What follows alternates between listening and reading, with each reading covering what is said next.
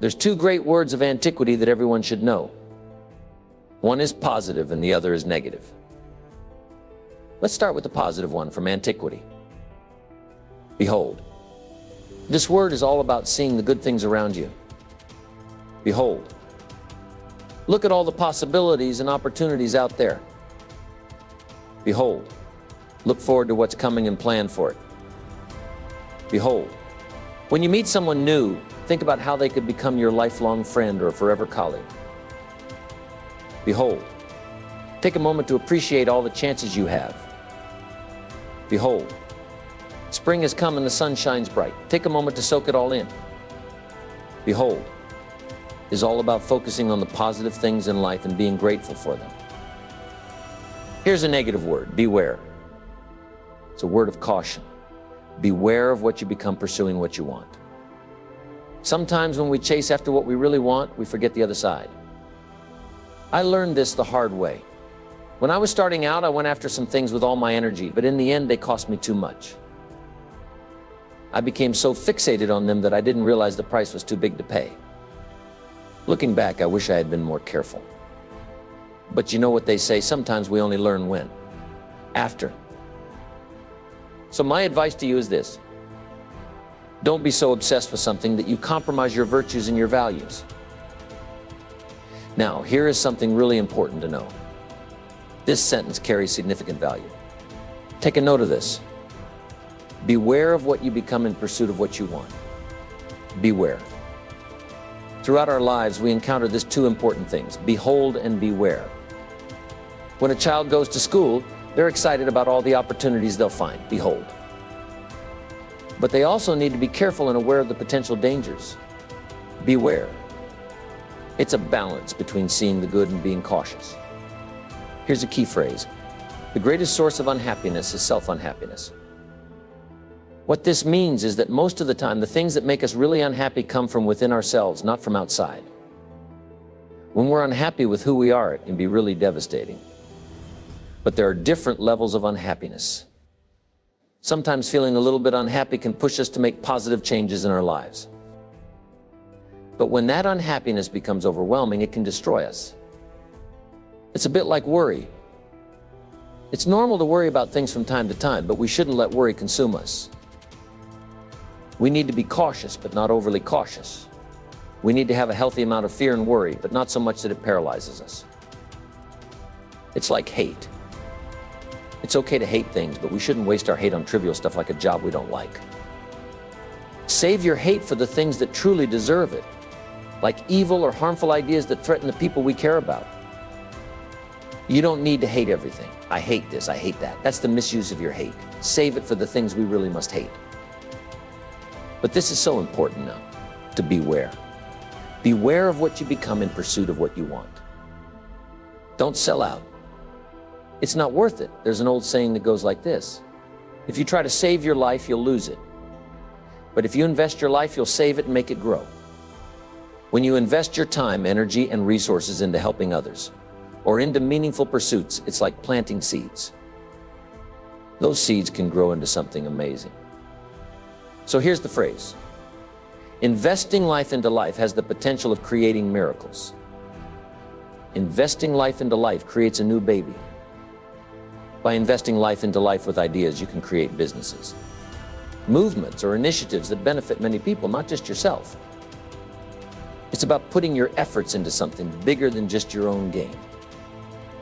When you invest your life into things that matter, you have the potential to create miracles and make a lasting difference in the lives of others. Bill Bailey and I have been involved in other enterprises, and thankfully they've turned out to be successful. Through our journey, we've had the opportunity to impact many people's lives positively. But you know what's really special? Even after all these years, we still invest in each other. If I come up with a fantastic idea, I immediately call Bill Bailey to share it with him. Same way, if Bill Bailey reads a great book, he'll tell me, hey, you've got to check out this masterpiece. This constant sharing and investing in each other's thoughts and experiences create a ripple effect. What I learned from Bill Bailey, I share with others and vice versa. And this exchange doesn't stop with just us. It spreads to people like you all around the world. The impact of this sharing and mutual support can be tremendous. It's about being influential, showing leadership, and making a positive contribution to someone's life. And you never know how far-reaching that impact can be from where it all began. So, I encourage you to make it one of your goals to be valuable enough to invest in someone else's life. It could start with your family, especially if you're married, by investing in your children. Then, extend that investment to your spouse and your friends. These relationships are opportunities for mutual growth and support, much like running a successful business together. Once I gave a speech and it was called, "Today I am a wealthy man." Now, it might sound like it's all about money, but it's not. First off, I talked about how I feel rich because of where I come from. See, my family, my parents, my grandparents, they're my treasure. My grandma knew a lot about healthy eating, and she passed that wisdom down to my mom. Back then, people thought my mom was a bit odd for being so into health. That heritage, that family knowledge, it's priceless. Sometimes we need to pause and think about the blessings we have. And our family history is definitely one of them. Then there's the heritage of our country. If you're from a free country like mine, you're part of something incredible. We have the opportunity to start with nothing and build something great, like becoming a millionaire. But it's not just about money. We inherit things like fair courts, laws that protect us, schools that educate us, and medical advancements that keep us healthy. We didn't start any of this, but we benefit from it every day. That's the power of our heritage, and it's something to be grateful for. Next, I said, I'm wealthy because of what I've learned. I've had great teachers like Earl Shoaff, who guided me towards understanding the importance of nutrition, not just for health, but also as a business. I met Mr. Shoaff when I was 25, and he introduced me to the idea of nutrition as both a product and a business opportunity. I'm grateful for his mentorship and the valuable lessons he taught me. He said, "Work harder on yourself than you do on your job." He's another one that he taught me. Don't wish it was easier, wish you were better. These philosophies have shaped my life ever since, and I've been striving to practice and share them with others. Learning from my mentors and continuously working on self-improvement has been a key factor in my journey towards wealth and success. Another one of them was Mr. Earl Shoaff said, "Don't wish for less problems, wish for more skills." This idea stuck with me, and I've shared it with people all around the world, including during my 23-year journey with Herbalife, which many of you are familiar with. Here's another one that Mr. Shoaff shared with me. For things to change, you have to change. For things to get better, you have to get better. These words have had a profound impact on me and have influenced my approach to personal growth and success. Then there's Bob Cummings, whom I was in business with at a company called NutriBio. He had a saying that has stayed with me over the years. "I'll take care of me for you. Will you please take care of you for me?" This sentiment emphasizes the importance of mutual support and looking out for one another. You see, there's incredible value in the knowledge and guidance that mentors provide. When you're facing tough times and feeling overwhelmed, having someone to offer valuable advice can make all the difference. Imagine reading a book that helps you avoid a heart attack. Sure, the book might cost $9.95, but the real value lies in the life-saving ideas it contains, and those are priceless. One of the most important lessons I've learned is to never hesitate when it comes to investing in your own education. Because the more you learn, the more opportunities open up for you. It's like unlocking a treasure trove of possibilities. When you invest in developing your mind, perception, awareness, and ability to discover new things, you're investing in your own future. With education, you gain not only wealth, but also health, happiness, strong family relationships, and meaningful friendships. So never begrudge the money you spend on personal education.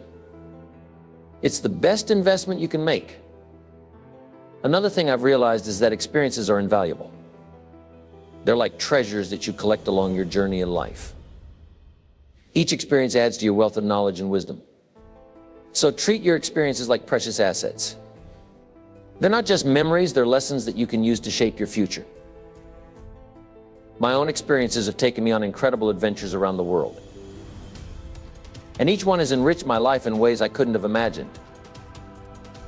And let's not forget about the wealth that comes from having true friends. Friendship is priceless. These are the people who know you inside out and still stand by you. Having good friends is like having a treasure chest full of support, laughter, and companionship.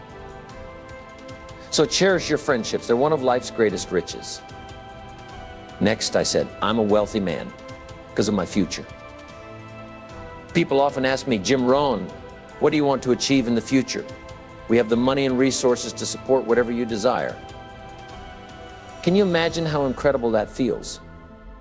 Having the freedom to pursue your dreams and aspirations is a remarkable opportunity. But here's the thing. While it's tempting to focus solely on the good things ahead, we must also be vigilant.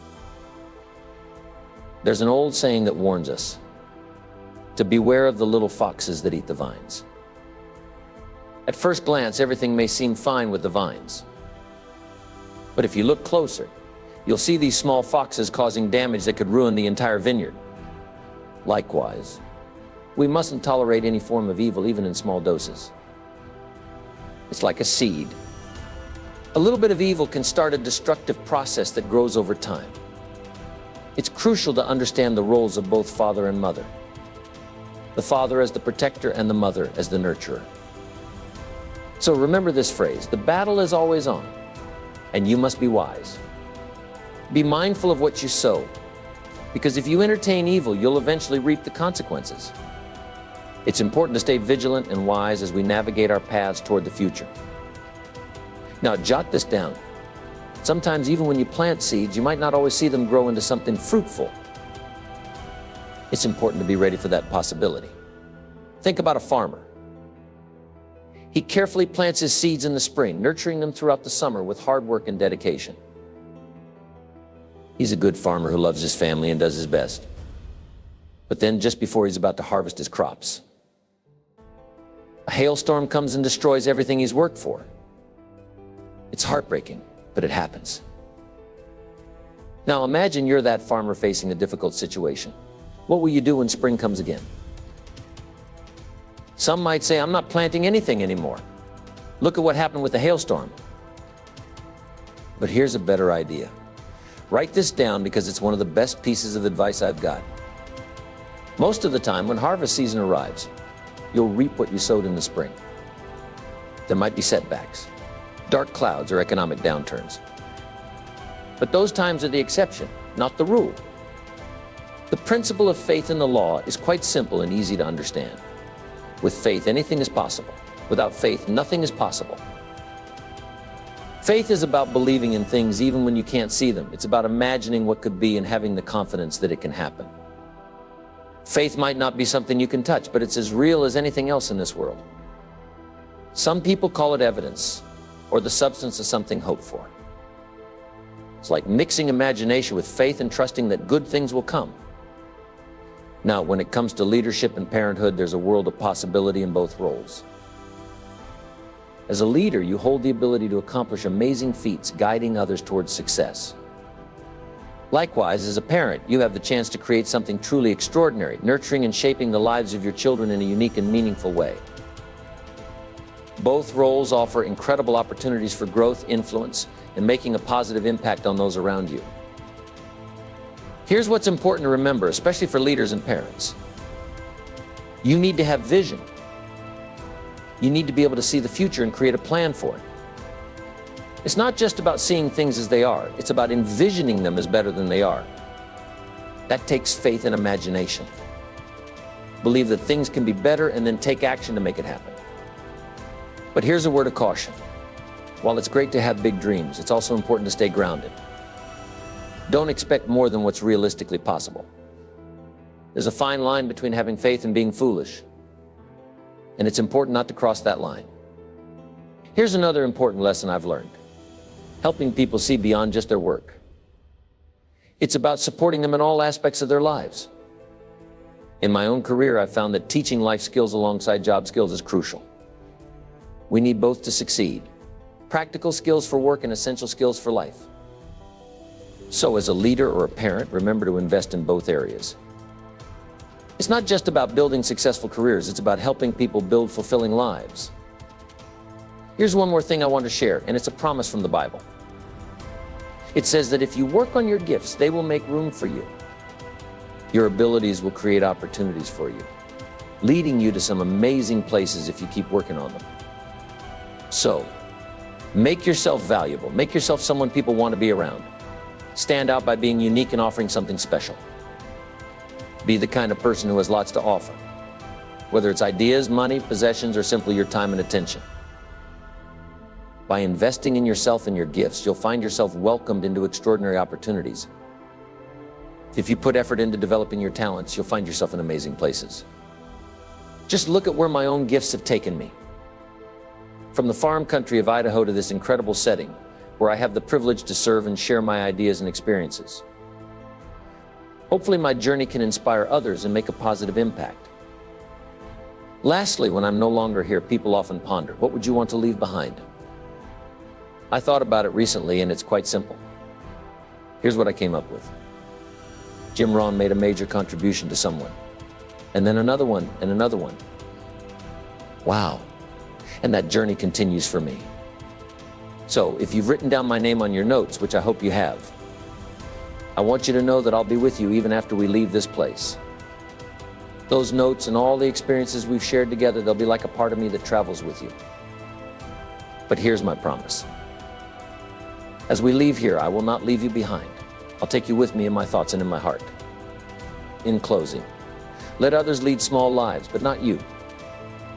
Let others cry and whimper over small hurts, but not you. It's okay if some people choose to live their lives without much excitement or ambition. But for you, you're meant for bigger things. While some might get upset over little bumps in the road, you're stronger than that. You don't let small setbacks bring you down. Instead, you face challenges head on and keep moving forward. You've got a fire inside you that drives you to reach for the stars and make the most out of every opportunity. So while others might settle for less, you're always striving for greatness.